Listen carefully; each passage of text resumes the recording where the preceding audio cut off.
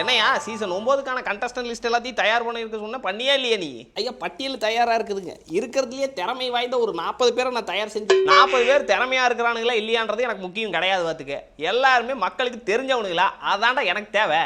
இல்லைங்க ஐயா, அவங்கள மற்றவங்களுக்கு தெரியாது. ஆனால் எல்லாரும் திறமைசாலிங்க. நம்ம உள்ள அனுப்பி அவங்களோட திறமையை வெளிப்படுத்திடலாம், பார்த்துக்கோங்க. ஏன்டா உள்ள வந்து டெவலப் பண்ணிட்டு போகிறதுக்கு இது என்ன பார்த்தா உனக்கு ஸ்கூல் மாதிரி தெரியுதா? ஏன் லந்த கொடுத்துக்கிட்டு இருக்க? சரி, வழக்கம் போல் விஜய் டிவியிலேருந்து எத்தனை பேர் வரானுங்க? என்னங்க ஒரு 2-3 பேர் வழக்கம் போல் எடுத்து போடுவோம். 2-3 பேரெல்லாம் போட வேணாம். இந்த ஒரு 10 பேரை போடு. ஆனால் 10 பேர் விஜய் டிவின்னு தெரியாத மாதிரி இருக்கணும். அந்த மாதிரி ஆட்களை பார்த்து போடு, சரியா? பசங்களோட மைண்ட் செட்டுக்கு ஏற்ற மாதிரி போடணும் ஐயா.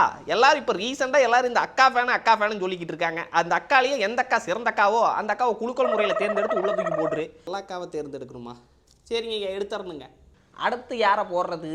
ஏயா அப்புறம் ஒரு பயவுலையே இந்த இன்டர்வியூவில் வச்சு அடியடின்னு அடிச்சு அமுச்சு கொடுத்துட்டு இருக்கிறானுங்க பாரு. ஐயா அந்த பயலுக்கு நிறைய ஃபேன்ஸ் இருக்கிறானுங்க. அதுக்கு எனக்கே தெரியுது, பார்த்துக்க. அவனை தூக்கி உள்ள போடு. நிறைய கண்டென்ட் கொடுப்பான், தினமும் கொடுப்பான். ஆமாம், குட்டி நித்யானந்தன் ஒருத்தர் ரீசெண்டாக சுற்றிட்டு இருந்தான் பாரு. அவனையும் தூக்கி உள்ள ஓடுற எண்ணம். அந்த பயவுல இப்போதான் திருந்தி வாழுது. சரிங்க ஐயா, அவனையும் முடிச்சு உள்ள ஓட்டுறதுங்க. இவனு கூடயே நீ என்ன பண்ற? இந்த இன்ஸ்டாகிராம் யூடியூப் எல்லாத்தையும் தொலாவி பாரு. ஏகப்பட்ட பேர் கிடப்பானுங்கயா. அதில் ஒரு 8 பேரை நல்ல தரமான நல்லா தூக்கி கலந்து ரவுண்டாக 20 பேர் பண்ணி உள்ள அனுப்பிச்சு விட்ரு. சரிங்க ஐயா, இதாவது இருக்கிறதுலே திறமை வாய்ந்தவர்களா? திறமை இருக்கக்கூடாது, அதை மட்டும் மைண்டில் வச்சுக்க. ஐயா, இவங்களையெல்லாம் மக்கள் இன்ஸ்டாகிராம்லேயே பார்க்க மாட்டாங்க. எப்படிங்க ஐயா லைவ் ஷோவில் வா? யோ, என்னையா பேசுகிற நீங்க?